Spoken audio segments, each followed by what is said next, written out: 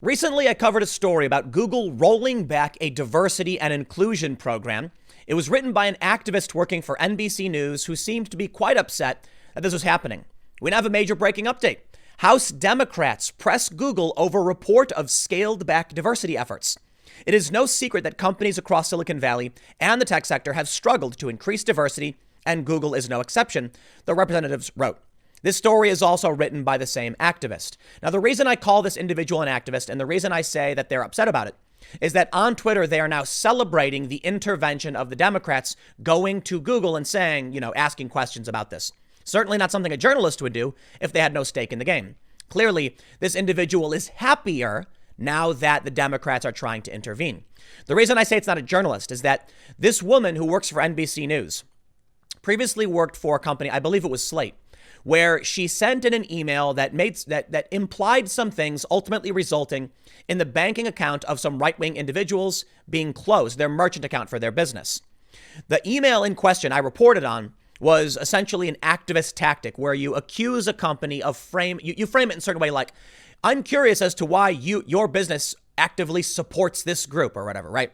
And you can argue that if someone opens a bank account for your business, you're supporting them, but it's really sneaky. This scares the PR people because they know what comes next. You're going to write a hit piece claiming that they chose to support them, and when we're alerted, did nothing. What do? They ban the individuals. It's a common tactic. I don't care about the Google diversity and inclusion narrative. We'll go through it maybe. We'll see what the update is because it's important context. But what I'm going to walk you through today is how this activist in media tried to smear me because I accurately reported on what she was doing and also gave my opinion. Fine. You want to counter with your own opinion? I'm totally fine with that. But I'm going to show you the proof. This individual is an activist. What we're seeing is the activist infiltration of mainstream media and how they funnel leftist ideology from the press to the Democrats and to Google. What she's done here is she's created public pressure for something she clearly wants.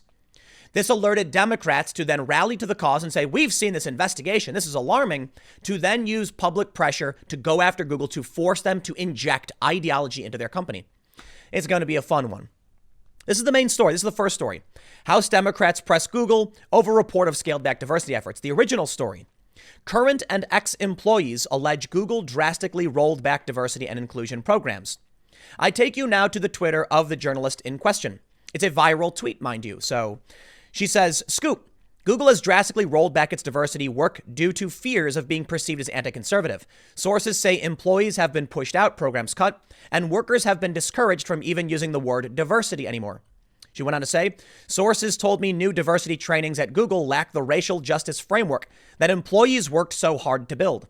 Google confirmed it's turning to vendors to create its diversity training, saying it lacks the resources to build D&I trainings in-house.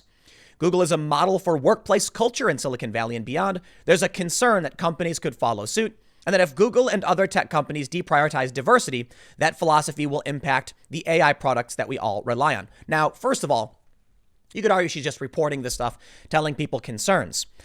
But it's a fringe ideology. I mean, Google actually doesn't even have racial parity for white people.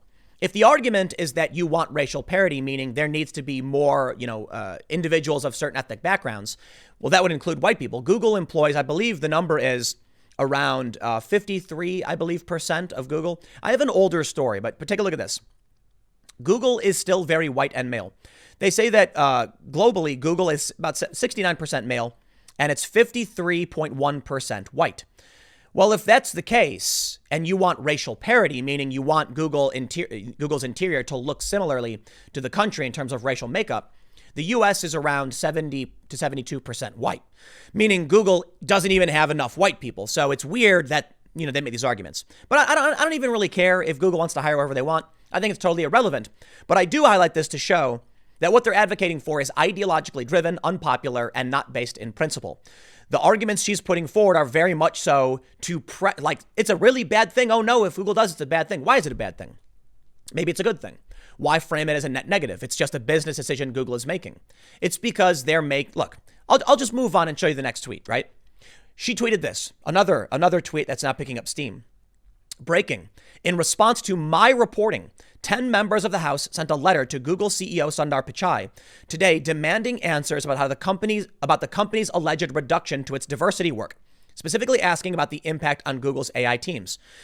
First of all, you can see also the ego involved. In response to my reporting, well, that's technically the truth, fine. Is it really relevant for a journalist to say, I did this? She's very proud of it, right? Well, I'll show you. She celebrates. Congress members are asking Google to directly answer questions about its cuts to its diversity and inclusion efforts following my investigation last week. The cuts were made in an effort to shield Google from being perceived as anti-conservative, sources said. Now I'm going to stop right here. Perhaps she is just reporting on what sources have told her. This is relevant information. Whether it came from someone on the left or the right, I don't think it would matter. It's interesting to know this is all happening. But take a look at her responses. Yo, this is so badass, says one person. Thanks. Clap, clap, clap. Award, award, award. In case you were still wondering if your work made a difference, it does. Very obviously supporting left-wing activist causes, being praised for doing so, and clapping and saying thank you when praised for doing it, talking about how her investigation did this. What we can see is a left-wing activist getting a job from one company, moving to another mainstream company, and now pushing this stuff. We saw something similar with the guy from BuzzFeed who used to write fake news about Sargon of Akkad and Count Dankula, then getting a job at the Financial Times. They work for these small, so she originally worked for, I believe it was Slate, which is very left-wing. She wrote activist pieces targeting people. Based on my understanding and my reporting, it appears that she directly targeted a right-wing group to damage them financially. That's my assessment based on what I saw her doing. That's what activists would do, right? Now, here she is celebrating for activist causes, and activists are cheering for her.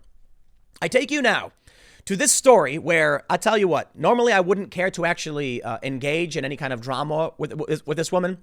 So it's less about me, though she directly writes about me, and we have more evidence of her being an activist. But it's more about, I want to give you a clear picture of how these activists navigate this space and manipulate public pressure to push fringe ideologies. It's what I've been saying, right?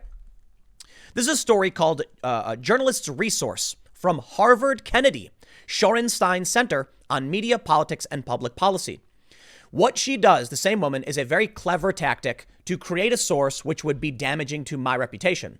She doesn't directly attack me. She just seeds negative press that could eventually be used as a source to harm my public perception of me. 13 tips for journalists covering hate online. You would think that writing a story about how to cover hate would not have a reference to me at all. I think what we're seeing here is activist retribution against me for accurately reporting what she had done. Listen, if you want to argue that my assessment of her email was wrong, that's fine, you can do so. If you have an opinion about my work, that's fine, you can do so. If you are tasked with writing tips for journalists online and you shoehorn in a personal attack at me who has nothing to do with this story, I find it absolutely interesting, don't you? The goal we've seen from many journalists, and it's happened to me several times, they take out of context clips and they seed fake news. Another activist who works for NBC, because NBC has a serious problem with hiring activists, included a fake clip arguing that I pushed the Seth Rich conspiracy. Why? Because I had argued that I didn't completely believe it was true. But let me give you some context. It had been reported definitively by Fox Business that Seth Rich had communications from WikiLeaks on his laptop or something to that effect. I was asked about it, and this is my best understanding of what it was. And I said I didn't think that it was completely true, maybe 60 or so percent. We'll see what happens. Sure enough, the story was retracted. Why? I'm a milquetoast fence sitter. I typically don't assert things unless I have facts to back them up. At the time, Kim.com and other individuals had argued the conspiracy theory was real, right? Or that they had evidence. And so I said, I don't know. I trust these individuals. They typically put out information that I could use and I've dealt with before. And I still concluded in all of the videos, I just don't think it's going to happen. I don't think it's legit. This stuff never happens. But of course, an activist at NBC, where this woman also works, included a clip out of context from another activist website. Once that story got picked up by a bunch of other websites, he went in and removed the source, thus creating a circular loop of sourcing that had no real actual basis in reality.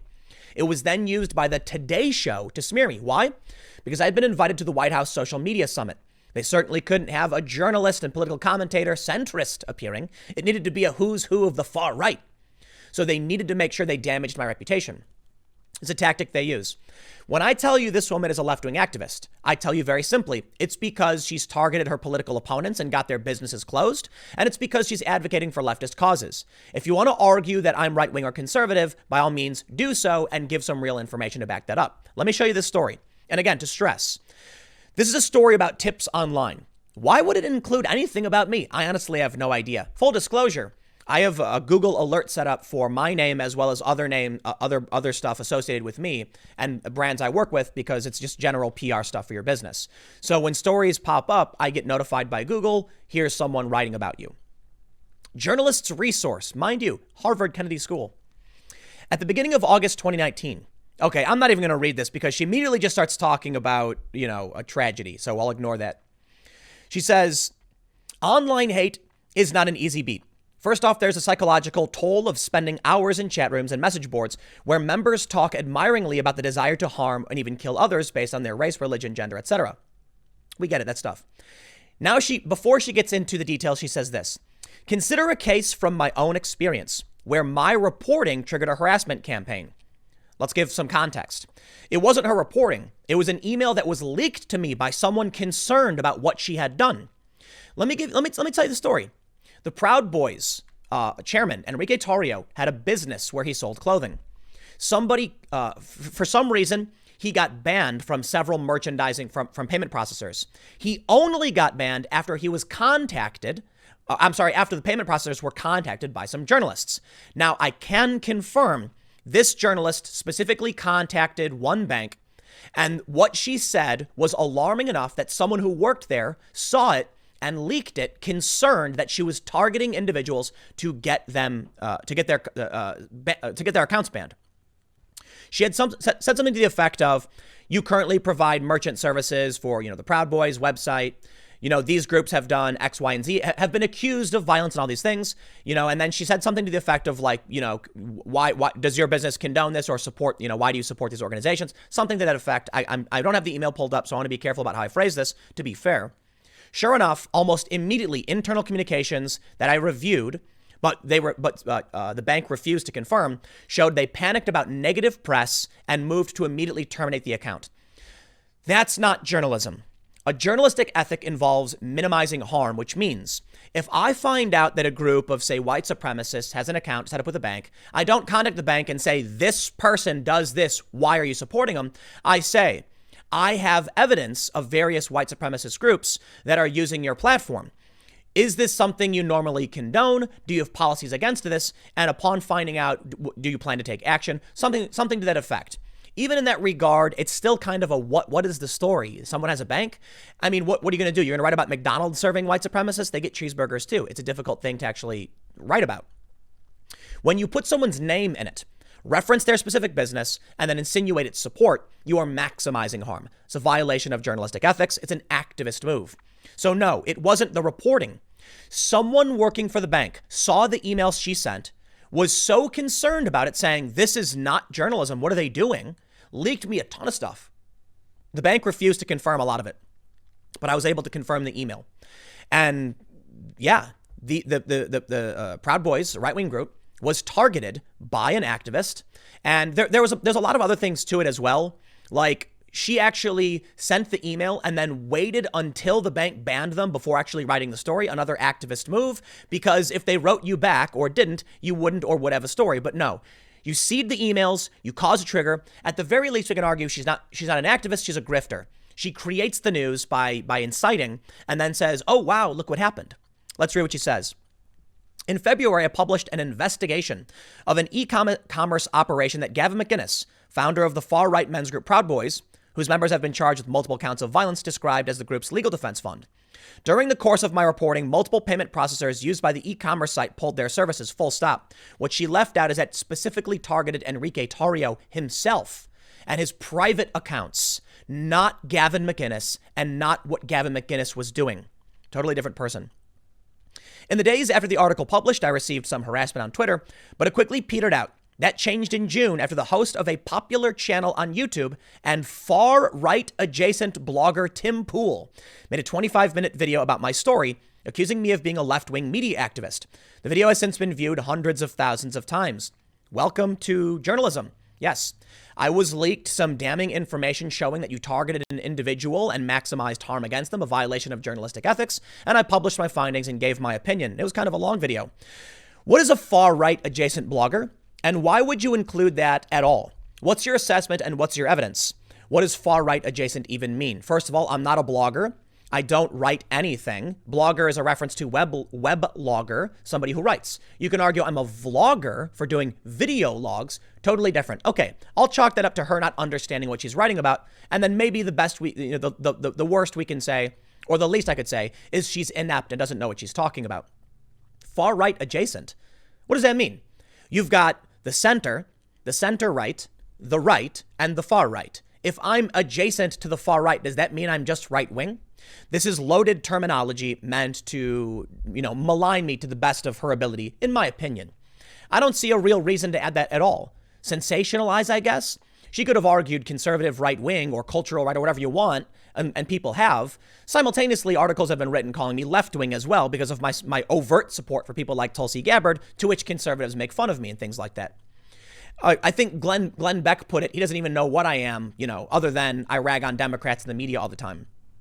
Why include this in your story at all?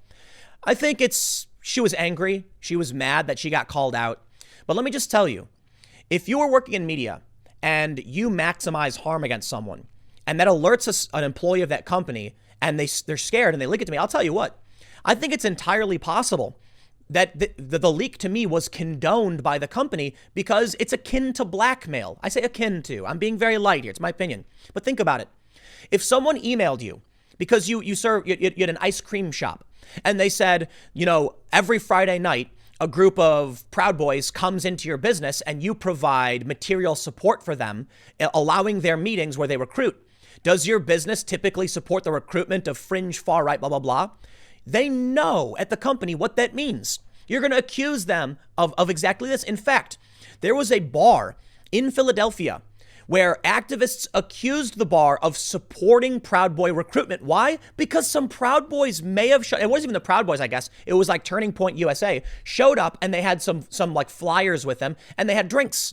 Some Antifa activists found out and accused them publicly of supporting meetings. Guess what happened? Somebody showed up and smashed out all the windows. So yes, it's akin to blackmail. I wouldn't be surprised if this leak came to me on purpose because someone at the company said, what do we do? They're threatening us. Is there anyone in media who would report this story? A couple things they could do. They could try and leak it to friendly media. That's few and far between. There's few people they could actually leak it to where it would actually benefit them. I'm one of those people that would actually benefit them. Why? I am not overtly in the bag for any groups in particular, and I've repeatedly said I haven't and I won't vote for Trump. This cycle I've said, maybe we'll see, but at the time of this reporting last year, absolutely not. In which case, they can see someone who clearly, based on the content that I criticize the media and the Democrats all day and night, they might get a story out there that protects them and shows they do not support this, even though they ended up banning the individuals. It's entirely possible it was a counter effort to say, this person's going to drop a massive smear against us. Can we leak this so people can see what she's done? And that's exactly what happened. To put it simply, this left-wing media activist is now at NBC News, funneling leftist ideology to pressure Google, writing stories that activists are praising that Democrats then respond to and they celebrate. She goes on to some Harvard website to talk about tips, and for some reason, she just smears me. These are total activist moves, not journalistic moves. Now, be fair, there is some emotional release in me talking about this. I'm not a big drama person. I'm not a big fan of drama. I did a drama video earlier, but to put it simply, I like the fact that I get to call out this person for coming at me and trying to lie about me. But more importantly, I wouldn't do this video if there wasn't real merit. The breaking story about Google's diversity initiative got like 7,000 retweets. It was viral. Tons of people are talking about it. And now she's gloating and celebrating the fact. In today's day and age, especially with the Ronan Farrow story coming out from Ben Smith, I think it's increasingly important to call out the people who use this resistance journalist style tactic, activist journalism, where they're just trying to push their ideology while pretending to be journalists. The news industry is on fire. It's been burnt to a withered husk. Journalists are quitting, being laid off. A lot of journalists went to go work in marketing a long time ago. Companies are collapsing, and maybe it's a good thing because of people like this activist. Then you have people like me, and there's a bunch of other journalists who have left the industry and gone completely independent because we see how broken and fractured it is. So I say this to NBC News. You have two overt activists I know of. I've called them out. In response, they have both tried smearing me. You've got serious problems, NBC News. They're not going to fix it. I mean, look at what's happened to the network. They are the epitome of this resistance journalism. I mean, MSNBC, go figure, let alone the rest of NBC News. Activists look for these jobs. They get promoted, they hire their friends, and they push this stuff. They push things to empower Democrats. To put it bluntly, we know that often the Democrat narrative and the media narrative aligns. For 3+ years, we had Russiagate fake news conspiracy. Where was any journalist to call this out? Very few.